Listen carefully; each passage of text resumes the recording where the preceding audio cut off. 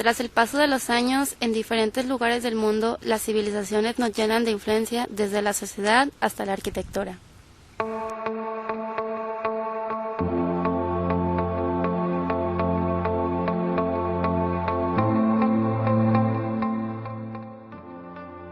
Cuando se habla de la historia de la arquitectura, interviene mucho también la participación de la historia del arte, ya que es una subdivisión de la misma.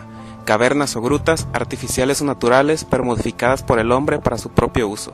Fue la primera casa del hombre. Las primeras grandes obras de arquitectura surgen desde la prehistoria y el hombre comienza la técnica de trabajar la piedra. El surgimiento de estos monumentos prehistóricos surgen con la intención de la idea de abrigo, que consistía simplemente en dar un buen lugar de reposo. Este tipo de construcción fue predominante en la era primitiva del hombre. El arte gótico se caracteriza por la verticalidad y la luz, que es el reflejo de la divinidad. En estas construcciones predominan las plantas de cruz latina en las que se distingue la cabecera, el crucero y las naves. Utiliza también un nuevo tipo de arco ojival apuntado. Gracias a su verticalidad permite elevar la altura del edificio. Características: agudas y altas torres, flechas de los campanarios con gran decoración, arcos apuntados u ojivales, muros menos gruesos, grandes ventanales vitrales multicolores, amplios rosetones con tracería calada, poca luminosidad. El románico surgió en Europa occidental en los primeros años del siglo XI y se alargó hasta principios del siglo XII. El románico es un arte que intentaba demostrar el poder, pero buscando a la vez sencillez. Un arco es una estructura curva que cubre el espacio entre dos puntos de apoyo. La bóveda, en arquitectura, es una estructura empleada para cubrir un espacio cerrado. Características: predominio de la línea horizontal, arcos de medio punto, gruesos muros con escasos vanos para soportar el peso de la bóveda. El pedestal está formado por una grada de 3 escalones. Las dos inferiores se denominan esterobatos y el superior estilobato. No tiene basa.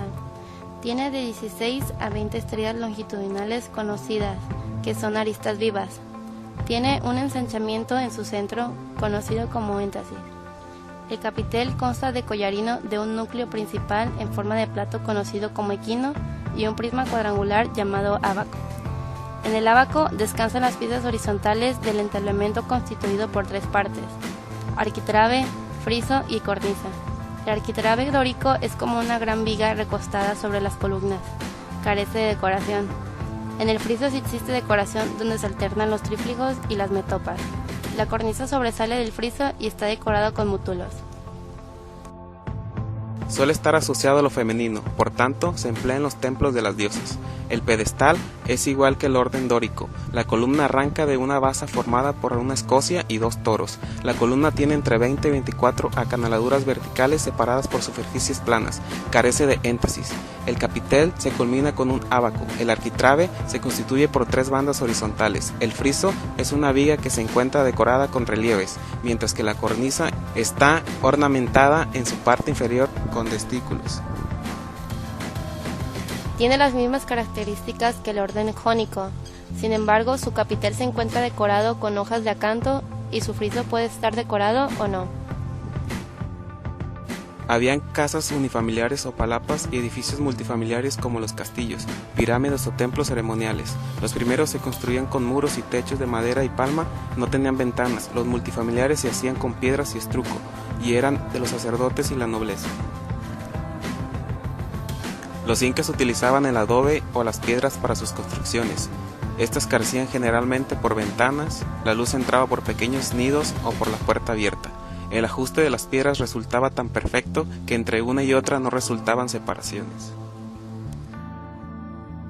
Era una tribu de humilde y nebuloso origen nómada. Los aztecas constituyen el último grupo de habla náhuatl que penetra en el Valle de México. Está ubicado sobre un islote del occidente del lago de Texcoco. La ciudad se fue formando alrededor de una isleta en la que, según la tradición, los sacerdotes aztecas hallaron un águila parada sobre un nopal, devorando una serpiente.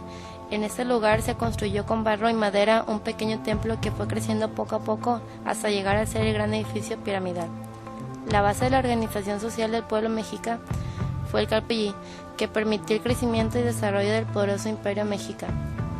Este grupo se integraba por 2 elementos sociales perfectamente diferenciados: los pipiltín, que constituían la nobleza, y los macehualtín o comunes.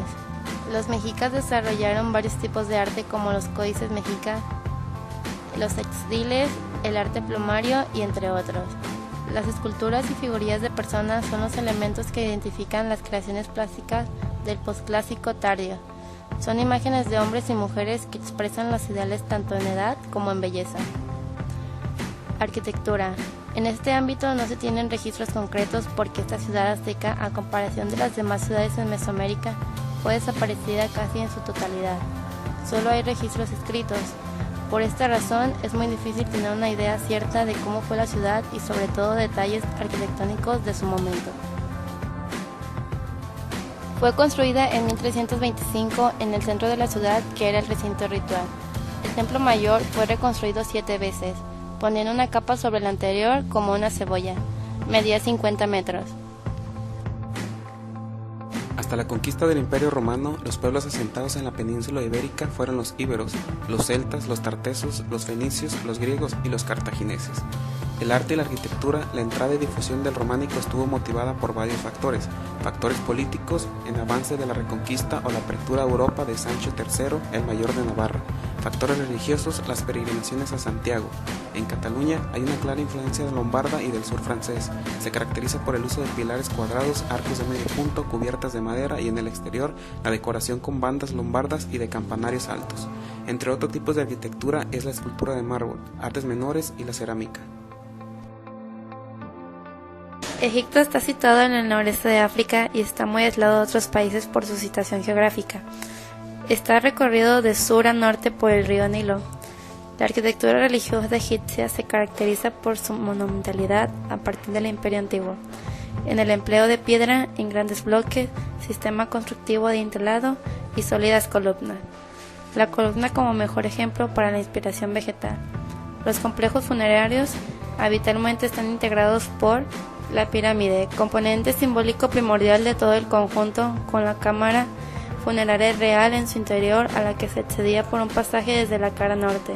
Las pirámides secundarias, utilizadas como enterramiento de las esposas del faraón o como monumentos funerarios. El templo alto situado junto a la cara este de la pirámide que servía para perpetuar la memoria del faraón. Debido a la escasez, los dos materiales de construcción predominantemente usados en el antiguo Egipto eran el adobe y la piedra. Surge en una sociedad con un poder político fuertemente centralizado y jerarquizado, con una concepción religiosa de inmortalidad, al principio solo del faraón, que debía reflejar su magnificencia y durabilidad.